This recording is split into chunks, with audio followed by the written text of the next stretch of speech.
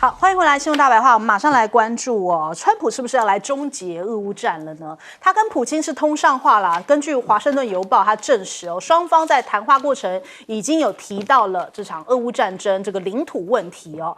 那川普也提醒普京啊，就说，我们美国在欧洲也是部署了大量的兵力，克宫对于这一场谈话的这个等于说评论是说有正面信号，但是因为这个川普的形势难测，所以他们就是说，正面看待啦。他说，川普可能呢会透过交易来看待这一切哦。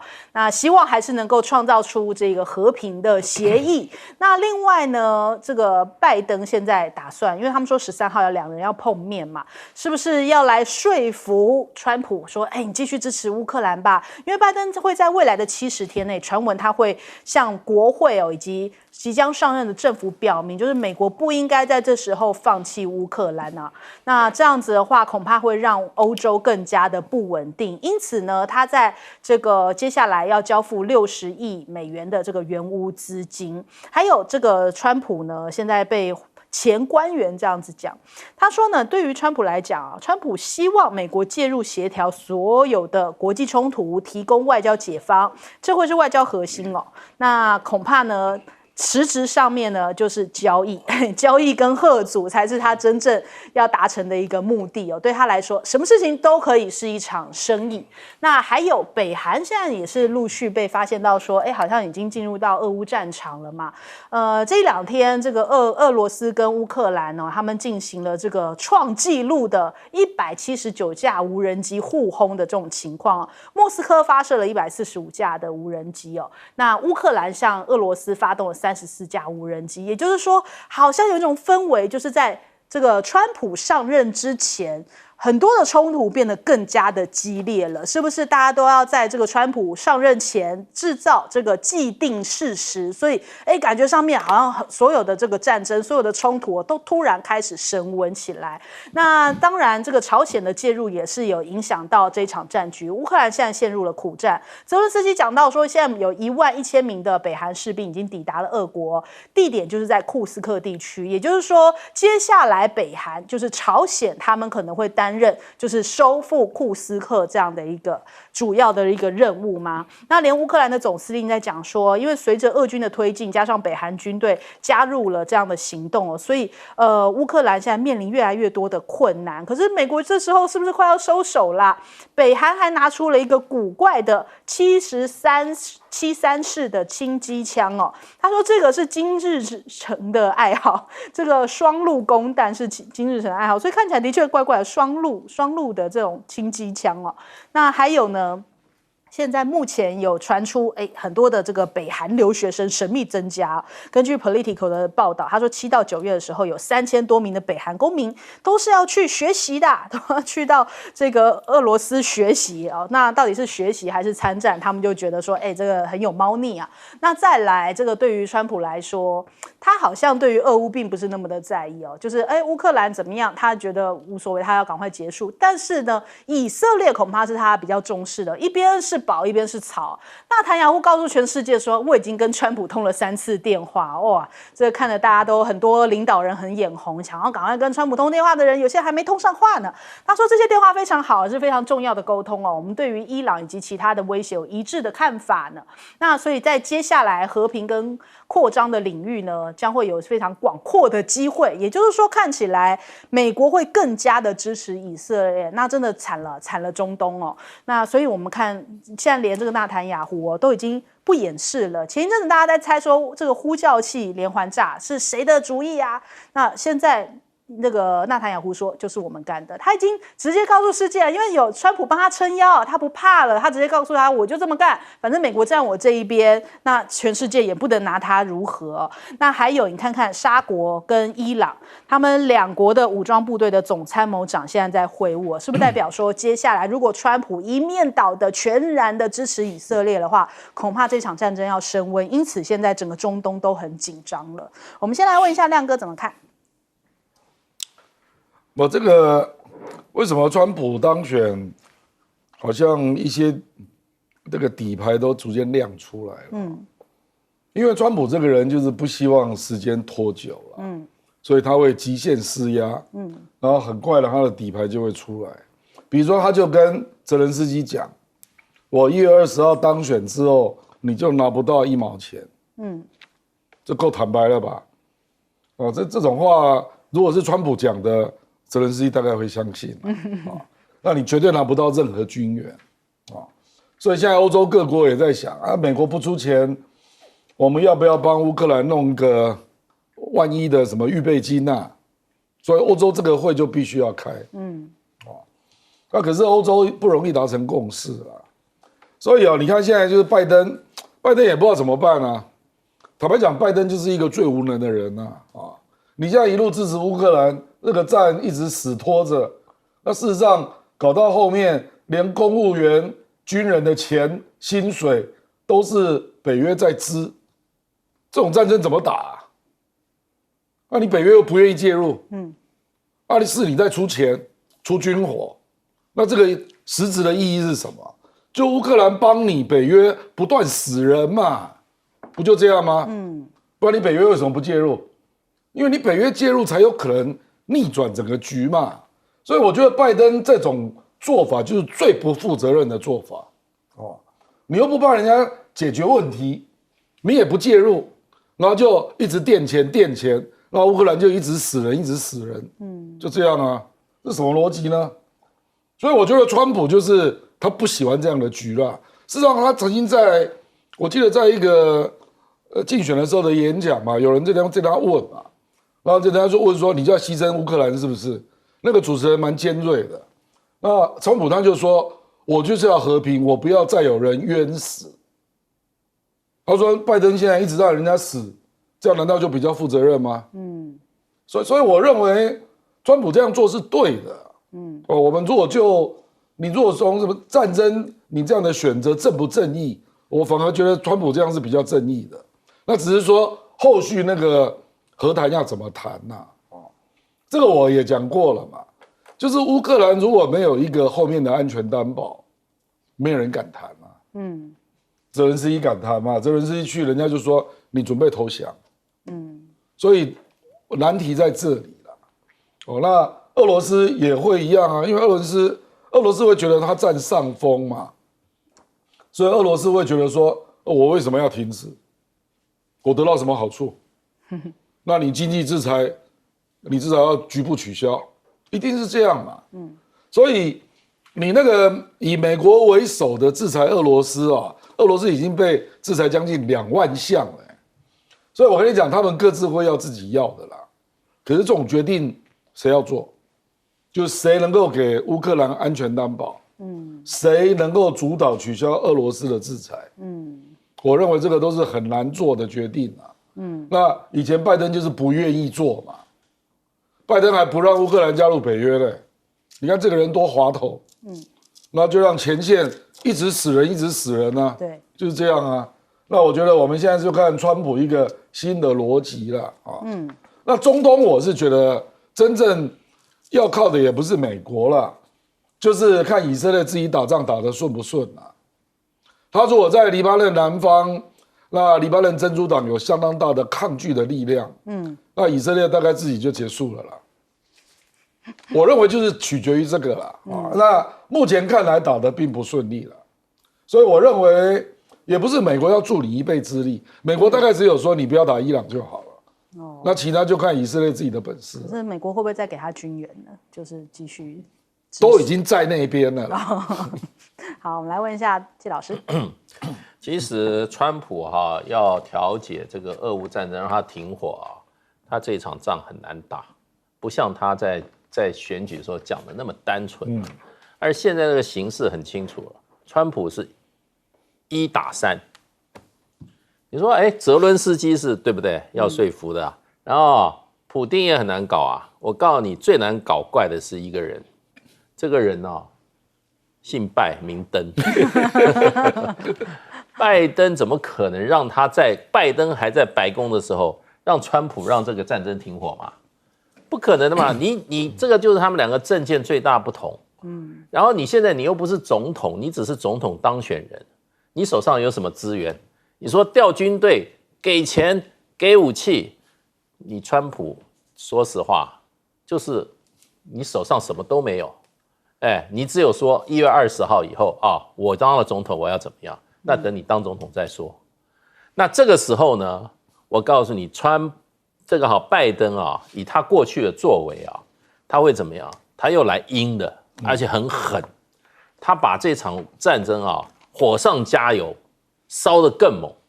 60亿这个钱啊，不是小数目哦，还有些武器啊。他现在已经派了他的派了这个军事援助团去，说是去维修这些武器的，你相信吗？我告诉你，拜登从来都是说一套做一套，都玩阴的，台面下的。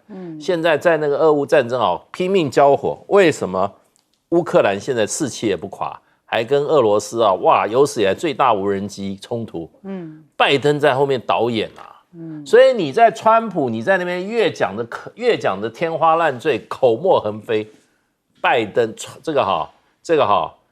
拜登先生啊，拜先生啊，就在底下加油添火，把这个火烧得更大。所以真的，美国这个内斗才是最恐怖的，所有的斗就是内斗最恐怖。所以川普现在1打3，1月20号之前一事无成，还有2个月。所以呢，这个说实话啦，普丁也很清楚，你讲大话有什么用？你权力还没有拿到手了，你统坏权有没有？你在讲那些空的，现在都还在还在拜登的手里，拜登会认输吗？他已经够难堪了，所以你看他的人气都冒出来了，对不对？我要给钱啊，人家说是分手费，我认为根本就不是分手费，就是最后把他这个火烧得更大，让你川普去灭火的时候更难灭。这就是美国的政治斗争，跟美国为什么这个国家日益走下坡，就是政治人物太算计了。出了一个什么口无遮拦的川普，又有一个工于心计、阴狠毒辣的拜登。所以呢，这场戏还有的弄了。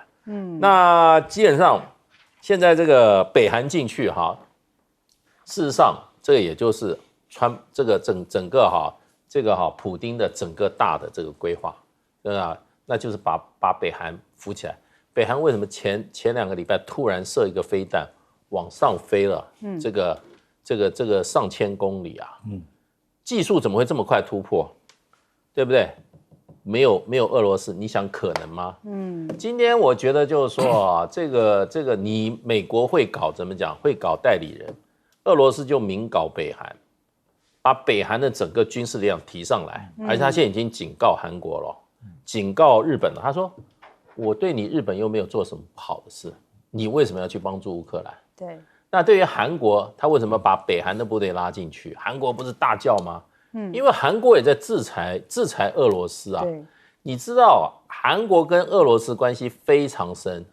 这些三星什么Hyundai在俄罗斯大赚其钱可是一到这个打仗的时候，俄罗斯就发觉韩国好给我记着。韩国有提供30万枚炮弹，30万，所以他就说韩国你给我记着，我怎么样，我也不修理你，我将来叫北韩，我把北韩搞得又强又壮，你自己看着办。好，来问一下赖老师，当泽连斯基又在对外说谎话。他说川普答应说他会支持乌克兰的时候，我们看到川普也立刻澄清谣言了他透过欧美的媒体特别强调说，我们只谈到怎么样停火，怎么样和平协议，领土的问题我们没有谈泽连斯基有谈到说克里米亚要收回才能够停火，但是对川普来说免谈。所以事实上是谈的并不愉快，那也就是川普他认为克里米亚半岛你不可能收回去，然后剩下的4个州以现有的俄国占有为主，你也不可能再收回去了，是从这个基础上来谈。那这样的话就等于是直接打脸这个泽连斯基了。泽连斯基对外说川普支持他，然后马上这个川普就给他会以颜色，说没有这回事，是透过这个内部的人去对外来讲的他们的通话。接着呢，川普又放出另外一个更敏感的消息，而这个消息已经被证实了，也就是他跟普丁通上电话了，这是很敏感的事，因为从俄国跟乌克兰发生冲突以来，美俄之间的高层几乎是不联络，对，然后甚至已经降到连部长级都不联络。那美国驻俄国的大使馆，俄国驻美国的大使馆只维持一般领事业务了，也就是整个外交层级降到最低。而在这个选完了以后，2位领导人竟然通电话，也就是1月20号即将上任的川普，跟普丁通上的电话。更重要的地方是在于旁边没有国务院的人在旁边。按照过去的惯例，基本上来讲，当选的总统跟外国元首接电话的时候，翻译员跟记录是要由国务院派的。川普由于上次被泄密，他不再信任国务院，所以拒绝国务院的人在，而他有一个密友，已经至少证明有2位领导人在的时候，他在旁边。一个就是泽连斯基跟他通电话的时候，一个就是埃尔多安跟川普通电话的时候，都在旁边的那个人叫做马斯克。那你想想看，国家元首的通电话，而这么机密的事，马斯克都在旁边。那你就可以知道马斯克的影响力不得了，尤其是现在人事案正在铺陈的时候，马斯克一直在他们家住着，这什么意思嘛？这个意思已经很明白了。好，那乌克兰，我个人认为麻烦了。然后川普看起来已经要打算用领土的问题跟普丁交换意见了。所以克里姆林宫回应了，说你跟以前的总统都不一样。那我们可以看看下面的路该怎么走。好，我们先休息一下，广告之后马上回来。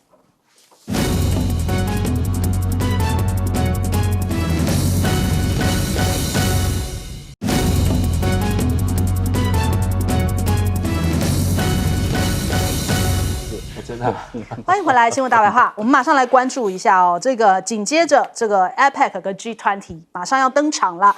那中国国家主席习近平呢，已经在出发了，在11月13号到17号要到秘鲁来出席 APEC 第31次领导人非正式的峰会。紧接着呢，17号到21号要去里约热内卢来参加 G20 的领导人第19次的峰会，并且对于巴西要进行国事访问。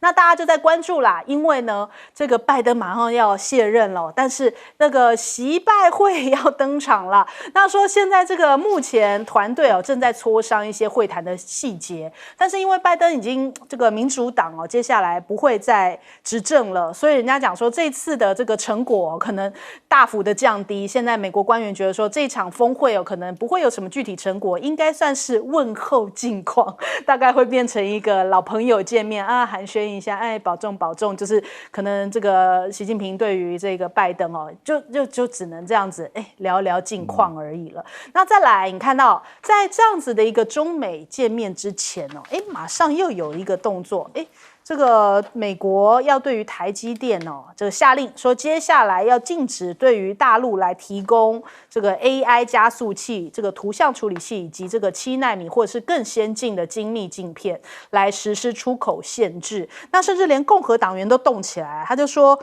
现在中国大陆很强啊，就是应该要终止对于中国大陆最惠国待遇，所以他们要重新来推动这件事情。所以一边是要见面，另外一边先又端出一堆制裁见面前总是先来这样子的一个，这算是见面礼吗？好像这变美国的一个惯例了。那再来，昨天呢才刚落幕的中国大陆的进博会，看得出来这一次的成果也蛮丰盛的就是举行了124场的新品发布会，而且总共收获了800亿美元的订单，来自美国、英国、瑞士、沙国还有智利12个国家的来展开一些集中的签约那采购金额其实算是这个目前算是最高的一次创下新高的一个记录。那人家讲说，其实接下来如果川普祭出高关税的话，不只会冲击到中国大陆因为中国大陆如果 GDP 因此下滑，大概是在0.7到1.6个百分点而且呢，中国大陆对于它的周边的东南亚地区，它的生产链其实是跟中国大陆紧密相连的。换句话说，冷却效应会影响整个亚洲。因为如果中国大陆受影响，往下掉的话，它的需求或者是它的订单往这个东南亚过去的订单就会受到影响，所以整个亚洲都会受到相关的一些牵连。那北京现在积极的在拉拢一些盟友哦，希望能够一起来对抗这样的保护主义啊，一直不断在跟川普喊话，希望不要用这么高额的关税。他说合则两利嘛，是不是？那再来还有美国自己本身内部的混乱。来看哦，这其实现在美国的各大城市哦爆发出来这个反川的示威，因为川普最后是拿下了312张的选举人票，算是获得了一个压倒性的胜利哦。那现在包含了纽约、西雅图啊一些民主党的支持者，他们是反川的这种示威哦，一直不断在发生，甚至还有一些这种暴力事件产生。刚刚有看到一个社会消息是说，反川的支持者他因为情绪失控哦，甚至还就是把一家人都一起带走，然后自己再解决了自己，有这样子的一些悲剧产生。那你看看，现在拜登又要跟川普碰面了，就说接下来五角大厦恐怕要面临一些人事洗牌。川普甚至说不惜动用军力来对抗内敌哦。那另外，马斯克也呼应川普，因为川普一直对于联准会有意见，对于鲍尔想要换掉他，现在马斯克也站出来了，他就说呢，他支持就是接下来应该由美国总统可以干预这个联准会哦，所以换句话说，如果这个联准会拿在这个川普手上的话，恐怕这个接下来影响这个经济大棒会更大，还有很多美国人赶快要逃啊，又赶快逃出美国，包含移居加拿大、纽西兰啊、澳洲啊，搜索量都暴增1-2千了。好，我们来先问一下亮哥，这个据我了解，台积电这个不再提供大陆 AI 晶片啊，就是7奈米的啦，这应该是他主动的。因为他主动就要对美国商务部提一个报告嘛，那新闻就变成商务部当然会给他一个回函嘛，那路透社就是就那个回函来写新闻啊。因为台积电真的很难掌握大陆会不会有第三方公司转卖晶片所以他就只好做这个决定因为前一阵子就传出那个算能科技嘛，那他也不承认，那你怎么办呢？所以我觉得这个是一个无奈的结果啦。这个倒不能把它当作说，美国商务部有新的措施，我认为不是啦因为拜登都快下台了，商务部那么累干嘛？所以我并不认为是这样啦。那至于中国大陆面对可能的贸易战，他很难去估强度啦，因为川普在第一任的时候也说要针对中国大陆对美国6000多亿的进口要征45%的关税，那结果到2020，它实际上只针对3500亿征了19.3%的关税，所以这个要有一个过招的过程可是当年中国大陆是用贬值来做冲销，就是人民币贬值那现在它没有这个筹码，因为人民币中国大陆现在也不想太贬值了，因为它也要发展内需市场。所以这个跟当年真的不一样当年有人估计啦，就是川普打了第一轮的贸易战，然后大概造成中国大陆大概1.7% GDP 的损失啦。那中国大陆贬值嘛，冲销掉了1.1%。那我们也一路看下来嘛，就是中国大陆也因为贬值，所以增加很多出口竞争力啊，所以全球贸易越做越大。所以我认为这一次中国大陆可能还是要把自己的消费市场、内需市场做起来了。那我觉得那天那个人大常委会还有财政部长蓝佛安，也都讲了这方面的趋势所以大概就是这样啦。可是他现在也不好讲，所以他财政刺激规模没有讲，他只有讲那个地方政府那个转债的那个6兆嘛，对不对？那明年还会有好消息好，来问一下季老师。对，现在美国事实上的话，这个我也听说了很多，甚至直接听说这些民主党的支持者这个非常非常的怎么样？非常非常的愤怒，也非常非常的对美国的前途感觉悲观生活的日子很难过这些民主党所以不要只认为共和党会走极端，民主党走极端的这个这个能力哈，有的时候还应该更凶大于共和党啊。我常常就举一个例子，就是说啊，你看看川普在选举的时候，挨了一枪，还有另外差点又挨另外一枪，对，那这个就已经证明了民主党的支持者也不是吃素的，对啊，而且呢，更动刀动枪的本事也不下于共和党哦。共和党上一次去包围啊，4年前包围1月6号包围国会的时候啊，基本上是和平的。那这也是川普一直强调的。他说有一位女士还是美国的这个军人，退伍军人，她什么都没做，一枪就被警卫打死啊。对，那所以就变成就是说，现在有开枪记录，在选举中就开枪记录，不是共和党是民主党啊。对，那会不会说1月6号，明年的1月6号哈，或者明年1月20号出现什么啊比较激烈的行为啊？那这要看这一段时间的发展哦。这要看民主党的头面人物是不是又口是心非，嘴巴上讲说，哎，我要怎么样，我要和平转移啊，事实上又怎么背后在插刀啊？对，我们这个川普先生，虽然他是怎么讲呢？他是很难预测，可是啊，倒不太至于说啊，这个人前啊说好话，背后怎么样使刀子，就真小人就对了。对，那这个。有一个先生很会人前说啊，背后使刀子，这还有2个月哦，还有2个月哦。刚刚那一位先生，对我路透社说，已经这么多人想移民了哈，这些移民还是有办法的，有钱的，那表示这个比例增高了多少？增高了上100倍。那很多人也不想住美国的，他还要驱逐非法移民，对，这个更麻烦。所以呢，你不要认为美国已经哇，这个故事已经怎么样？已经这个才子佳人已经进入到这个什么快乐的境界，过着幸福快乐的日子。我认为问题才刚开始。好，来问赖老师。确实拜登这4年跟他的团队，包括苏利文布林肯他的整个团队从头到尾都在说谎所以美国已经把自己演变成为一个不可被信任的一个国家。那再加上川普的前4年，那等于是这8年来美国的2届政府。不管是共和党到民主党，跟未来的共和党，他们的领导人跟他们的政府团队的人都从来不说实话。我觉得这个会让美国的整个国际影响力大大的受损，因为绝大部分的领导人都不知道该信还是不信。那也就是说，你说的我到底该相信还是不该相信？一般来讲，大家都不想当傻子，都被骗，所以绝大部分人都会抱持的怀疑的一个态度。这个对美国很伤我觉得。拜登已经让美国人伤到极点了那现在的川普，外国人也不会信任他你看连美国人自己都不信任他，因为大家都知道这个人也是满口谎话。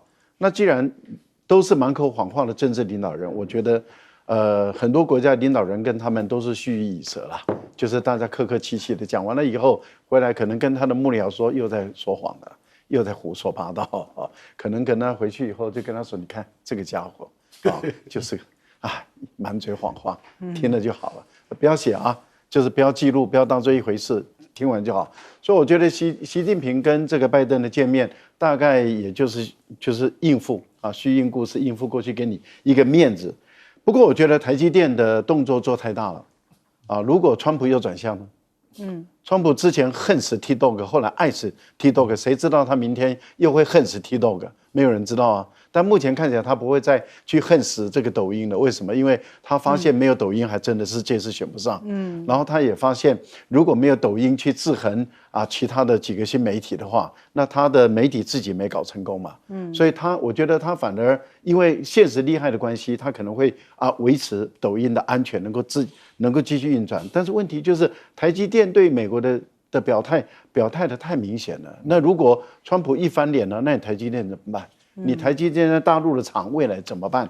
我觉得做什么事情地缘政治考量深一点尤其是台积电的高层的领导人要有一点政治 sense 我觉得这真的是危险的事。这次进博会比上一届那么表现得更加亮丽了，那这代表什么？大陆的采购能力还是相当的惊人。你看才几天，10天嘛，800亿美元呢，3000多家企业去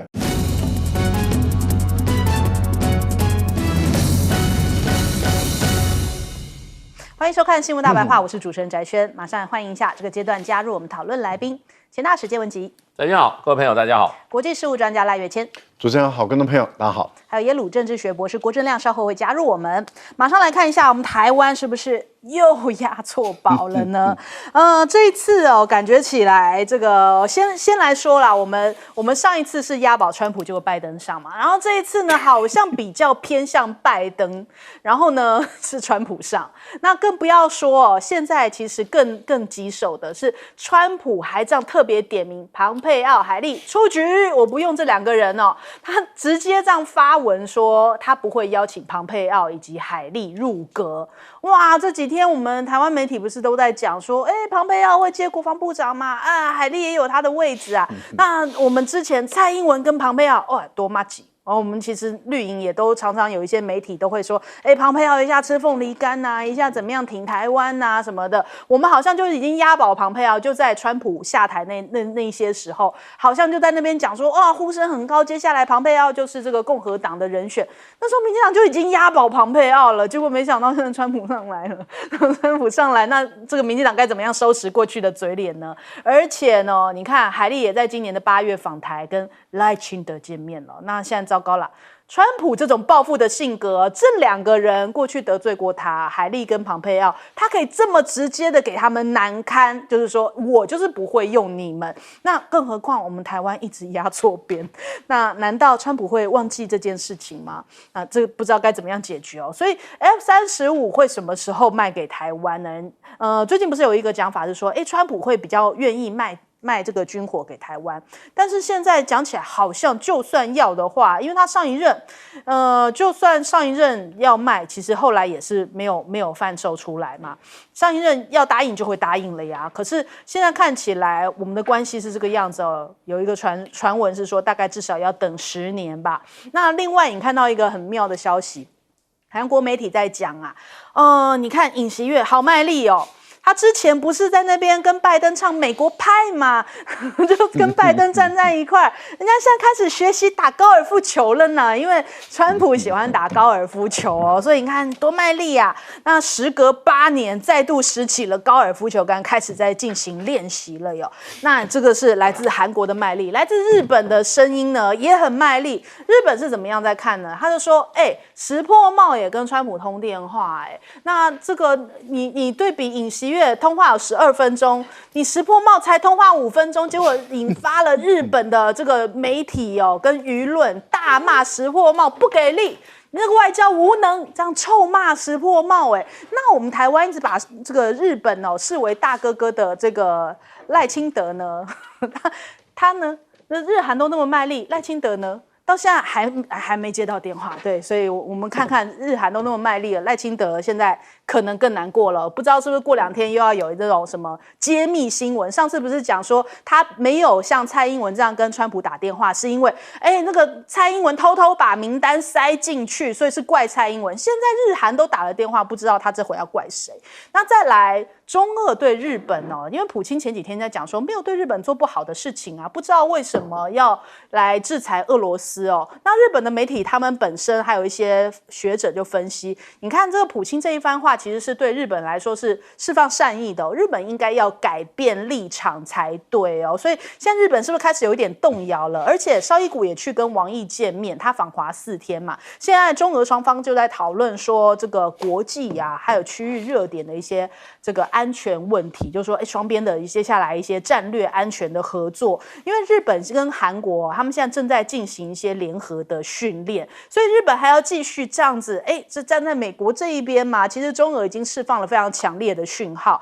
那还有今天早上有一个这个消息就是日本海上自卫队的扫雷艇鱼久岛号呢，它在10号的时候起火烧了10个小时那现在还有一个人这个失踪的消息，那现在看起来船只有可能会沉没。这个消息传出呢，后来好像这个目前的状况还是好像传出是不是有一些死亡的讯息，我们再随时为大家更新。只是说这是不是也反映出来一直在跟着美国的脚步走，真的是不是把日本的这个战争的氛围也是拉得太高了？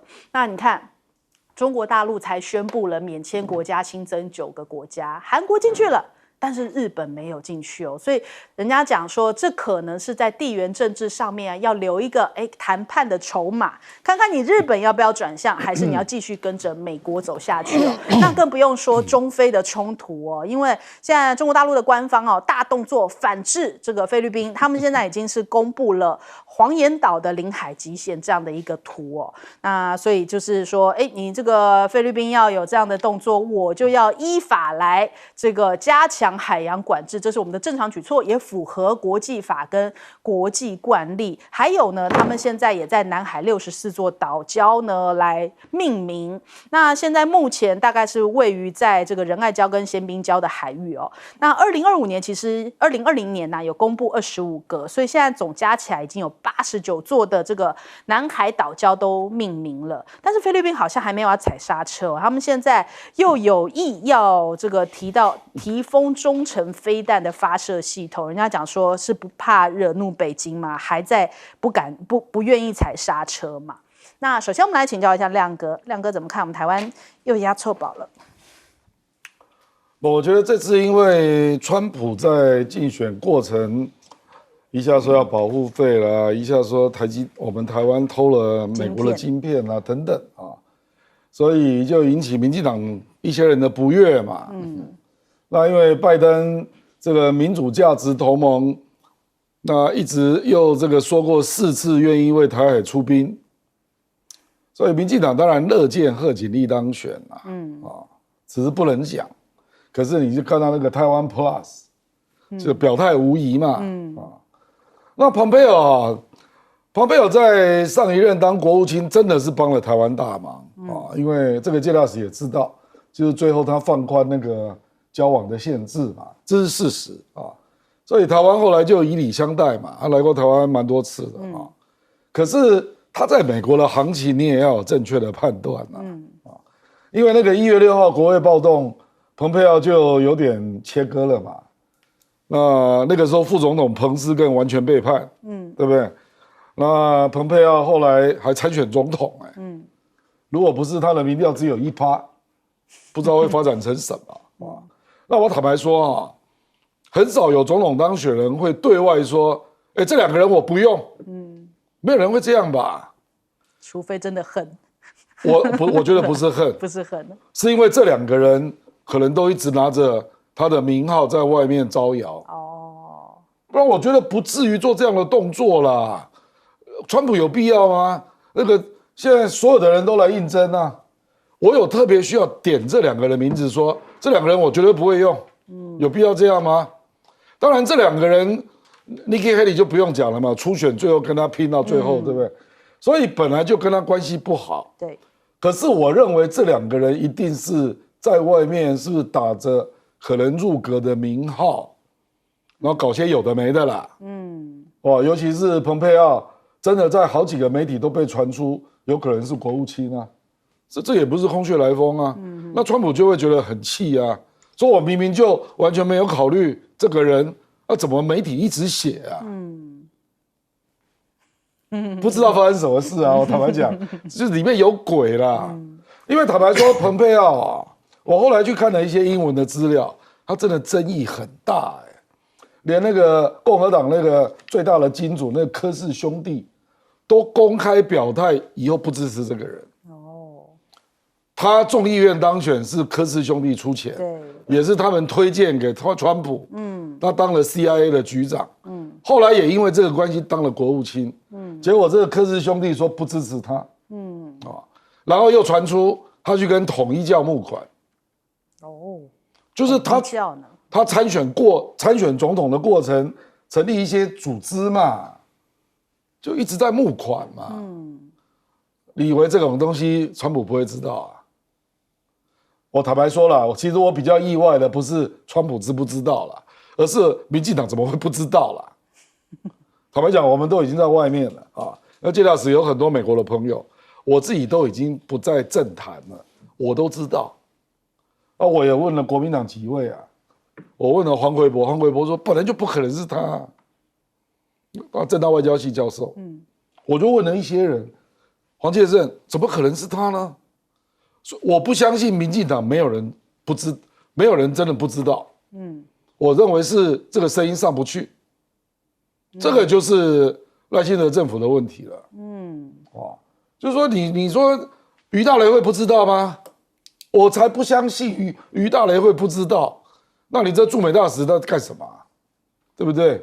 还有以前那个当外交部政治徐世俭，我也不认为他会不知道。所以我觉得这里就是真的出了问题了。所以知道的人不敢说，或者知道的人传不上去，说了传不上去。不然你怎么那个台湾 Plus 怎么会做这种新闻？然后还那么多人，就是好像很期待他即将上来。其实目前跟台湾友好的比较有可能入阁的，反而是欧布莱恩，不是蓬佩奥啊。目前听到的啦，听到的。所以我觉得这里真的是反映了某些问题啦，就是你就因为在竞选过程中你对这个人的喜好嘛，那就让你就比如说上一次川普选举2016，台湾一面倒支持希拉蕊嘛，因为希拉蕊就对台湾不友善嘛，然后现在就是因为川普讲了一些话，对台湾不友善嘛，我们政府都这样做决策的那这样蛮可怕的。2016你因为不喜欢希拉蕊，然后支持川普；2024你因为不喜欢川普，支持贺锦丽，有这样的吗？一直站错位置，都是用情感用事。不能这样啊！你要去判断美国的形势啊，对不对？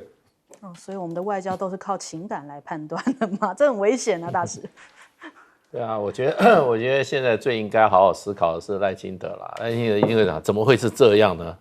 怎么会他认为这两个在美国是政治重量级的，怎么会遭到这个下场呢？那谁给他们两个是美国政治重量级的感觉的？对啊，那这是纯粹状况外嘛？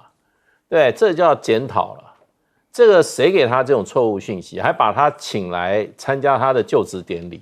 他坐在那边，还高调的这个说庞佩奥也来参加他的就职典礼，现在就应该彻查。他参加初选民调只有1%。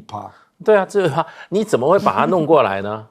对，而且你最大的问题是你没有搞清楚他跟川普的关系。对，这个东西就是外交上的大忌，你状况外，还是有人故意蒙蔽赖清德，对不对？因为赖清德这方面是一张白纸，大家都知道，他完全不懂嘛。那就靠他下面那些人给他出点子点这道菜好吃，你就赶快吃下去以后拉肚子。现在就这个情况最后谁承担这个的？赖清德。那个时候，那川普在讲说搞不清楚那个赖清德在搞什么鬼？他跟我较正是吧？跟我对着干是吧？对，我最讨厌人，你把他当兵上，你把他当座上宾，还在那边我告诉你 ，Nikki Haley， 我很早就知道了，他跟川普是绝对是闹翻的。对啊，因为他选举的时候，他是拿共和党一些反川普人的钱，支撑到最后一刻川普老早就说，你可以不要选了吧，这样浪费大家时间，浪费 Nikki Haley 就不要。然后最后 Nikki Haley 他去投效了，最后他放下，我支持，我现在不选了，我们一起支持川普，也是不甘心、不甘情不愿的。川普那个时候选情不好的时候 ，Nikki Haley 在美国媒体放话，对，我记得一句最有名的标 ，Nikki Haley said, "Stop whining"， 他叫拜登不要再这样子了，每天那边信口开河大吼，就是说在那边鬼吼鬼叫。在川普选举刚开始的时候，跟这个贺锦丽有一点走下坡的时候 ，Nikki Haley 又来背后插刀。这个谁都知道，川普对他绝对是非常讨厌的。然后呢，庞佩奥，你知道他从下台的时候，国务院官员追他追了好几年贪污、滥用资源、官僚，太太也在那边对这些基层员工基层的外交官疑神气子，追他追这么不受欢迎的人，你台湾去把这个庞佩奥跟这个赖清海利捧那么高，我看这里面有阴谋是不是故意要害赖清德？故意要破坏赖清德在那个川普政府里面的印象所以呢，赖清德头脑放清楚一点这都不是你的人你要好好想清楚吧。要小心哦，制造依赖论的人就在赖清德身边呢。住在其实您刚有谈到说我们台湾，其实您刚也知道，不一样，不一样。我犯错没有犯那么大了哈。有的时候我会判断错误，但是我很少判断那么大的错误啊。因为你刚刚讲说台湾是不是判断错误？台湾没有判断错误啊，是民进党常常判断错误啊。民进党在第一次川普选举的时候判断错误，拜登选举的时候又判断错误，这次选举的时候又判断错误，庞培奥的操作也太明显了，就反指标了。对，民进党当局有很多跟财经有关的、跟股票有关的，也是反指标的一些人士啊。但是那些也是永远执政党啊，国民党在的时候变成蓝的。国民党那个民进党在的时候变成绿的，都是反指标。好，庞培奥其实他闹了一个大笑话了啊，因为您想想看，川普还没上任，在他的然后呢特别一个专文就特别讲这个人不会入阁，这个很难看的。对啊，这个真的是你还没有被提名就被除名然后到底报派是谁在操作？是报纸自己操作，还是你自己在操作？这个真的是最糗的一件事情。那另外一个部分里面就是说，那他以后的工作怎么办？他又被中国大陆制裁，对啊，所以美国500大企业没有人敢用他。然后呢，现在的美国的企业一想，川普讨厌他。那我怎么可以用他？他本来在福斯当顾问，对不对？那现在怎么弄呢？所以那现在赖清德还要不要再请他来台湾演讲，再塞给他几万块、10几20万美金？要不要？赖清德，你出来说说话，你要不要再请他来台湾演讲，再把几十万台湾人民的血汗钱、美金塞给他，然后让他回去再过几年的好日子，然后再过来这边再讲你爱听的话，你再塞给他几十万美金，是不是你还要再玩这个游戏？可以了，停止吧。我们台湾人赚钱没那么容易，辛苦的不得了，不要一直糟蹋台湾人的钱啊！我是觉得尹锡悦跟日本石破茂他们的恐惧、焦虑、恐慌。还要为了这个要见川普去练打高尔夫球，还为了说我只打了5分钟，他打了8分钟，然后在那边12分钟在那边那个惊慌失措。你有没有想过，欧盟也是啊？欧盟你看冯德莱恩也是惊慌失措啊，说哎呀，我们多买你液化天然气等等的。观众朋友，你有没有想一个问题？美国选一个总统，选出来的总统让他的盟友恐惧、紧张、焦虑、痛苦到这个程度，这是什么国家啊？这很奇怪吧？但我们赖清德很淡定啊，没打就没打了。没有，他说他有把那个，因为他那时候在被质询的时候，他说他有透过我们的驻美大使把他的亲笔函、祝贺函交给欧布莱恩，然后请欧布莱恩想方设法交代川普手中到底有没有也不知道。好吧，我们先休息一下，广告之后马上回来。